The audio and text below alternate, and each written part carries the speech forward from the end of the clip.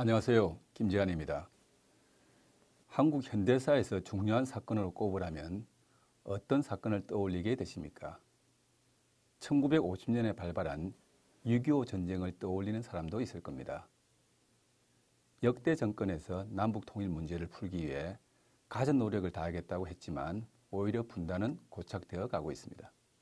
남북 통일은 남북을 넘어 미국, 중국, 일본, 러시아 등 세계 최강대국들의 이해관계가 복잡하게 얽혀 있어 해결이 쉽지 않은 문제인데요. 그런데 내부의 대립과 주위 강대국들의 이해관계가 얽혀 있음에도 불구하고 통일을 이룬 나라가 있습니다. 바로 독일인데요. 독일이 통일과 재통일을 이룩할 수 있었던 전략은 무엇일까요? 1870년에 발발한 프로이센과 프랑스의 전쟁, 즉 보불 전쟁은 통일을 위한 프로이센의 치밀한 전략이었습니다. 물론 당시 프로이센이 전쟁을 의도했던 것은 아니라는 주장도 있습니다. 그렇지만 프로이센은 전쟁이 불가피하다면 감수하겠다는 분명한 입장을 갖고 있었습니다. 1870년 7월 13일 아침 프로이센 국왕 빌헬름 1세는 독일 휴양지 바트 엠스에서 수행원들과 산책을 즐기고 있었습니다. 이때 프랑스 대사 베네데티가 사전 약속도 없이 불쑥 방문해서 산책 중인 빌헬름 1세를 불러 세웠습니다. 베네데티는 빌헬름 1세에게 프로이센 왕가의 친척 어느 누구도 스페인 왕위를 계승하지 않는다는 약속을 요구합니다. 불쾌한 상황이었지만 빌헬름 1세는 문제가 벌어지지 않게 대처했습니다. 하지만 전보로 소식을 접한 비스마르크는 그 전보 내용을 간단하면서도 자극적인 문구로 바꿔 공개합니다. 프로이센 여론은 일개 프랑스 대사가 프로이센 국왕을 모욕했다고 생각했고 프랑스 여론 또한 프로이센이 대국 프랑스의 요청을 무례하게 처리했다고 생각했습니다. 하지만 엠스 전보의 자극적 공개는 독일 통일을 위한 비스마르크의 한 수였던 것입니다. 당시 프랑스 지도자는 1852년 황제로 즉위한 나폴레옹 3세였습니다.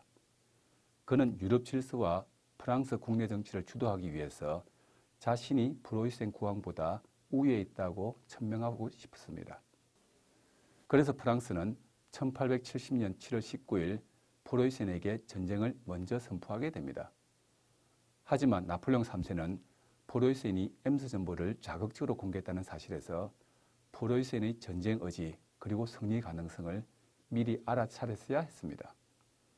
특히 프로이센이 주변 강대국뿐 아니라 독일 내 여러 공국들과도 협력하고 있다는 사실에서 프랑스에 대한 프로이센의 태도는 결코 허세가 아님을 간파했어야 했습니다. 나폴레옹 3세의 선전포고는 비스마르크가 만든 함정에 빠진 것으로 평가할 수 있습니다. 선전포고 후 전세는 나폴레옹 3세의 기대와 전혀 다르게 비스마르크의 기대대로 전개되었습니다. 프로이센군은 신속하게 동원되어 프랑스를 공격한 반면에 프랑스는 그러지 못했습니다. 또 프랑스의 우방들도 참전을 주재했습니다.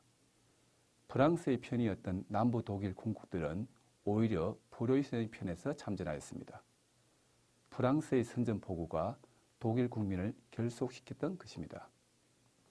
독일 통일을 위한 정책 선택을 단계별로 살펴보면 다음과 같습니다. 다단계 선택의 전개사항을 역순으로 살펴볼까요? 맨 마지막 단계인 제4단계에서 주변국은 프랑스가 유럽 패권을 다시 갖는 결과를 원치 않았기 때문에 프랑스를 견제할 통일 독일의 등장을 차라리 더 나은 결과로 생각했을 수 있습니다. 즉 제4단계에서 주변국은 프로이센을 선택했고 이런 사실을 내다본 프로이센은 제3단계에서 전쟁을 선택했습니다. 왜냐하면 진격하지 않으면 프랑스에 굴복하는 것이 되고 진격하면 통일을 이루는 것이 되기 때문이죠. 이런 전개 사항을 제대로 내다보지 못한 프랑스는 선전포고를 하게 되면 전쟁에서 승리하거나 아니면 프로이센이 미리 굴복할 것으로 예상했기 때문에 제2단계에서 프로이센의 발언권을 인정하는 것 대신에 선전포고를 선택했습니다. 끝으로 엠스 전보 사건 직전의 제1단계는 프로이센이 세 수를 미리 내다보고 선택해야 하는 단계였습니다. 정보 공개가 곧 독일의 통일 아니면 적어도 발언권 확보를 가져다 주고 이는 프랑스 우위를 인정해 주는 것보다 낫다고 판단했기 때문에 정보를 자극적으로 공개하게 된 것입니다. 1년의 과정에서 프로이센은 몇 수를 내다보고 선택한 반면에 프랑스는 프로이센의 정보 공개가 갖는 신호를 잘못 해석하여 치욕적 패배를 겪었습니다.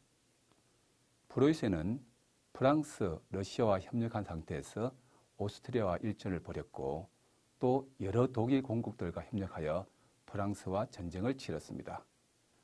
주변국의 개입을 사전 조치하여 실제 어떤 국가도 프랑스를 돕지 않았습니다. 마침내 1871년 1월 프랑스가 자랑하는 베르사유 궁전 거울홀에서 통일 독일 제국의 선포식이 성대하게 치러집니다. 1871년 통일뿐 아니라 1990년 재통일 모두 독일 지도자의 정확한 판단으로 이루어졌던 것입니다. 잘못된 전쟁으로 분단이 고착화된 사례는 매우 가까운 곳에 있습니다. 바로 6.25 전쟁이지요.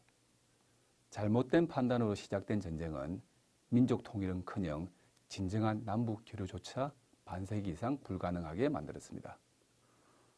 주변국의 강한 견제를 받던 독일도 냉전 종식과 더불어 통일됐는데 만일 남북한 간에 전쟁이 없었더라면 남북한 통일은 동서독 통일보다 먼저 왔을 겁니다.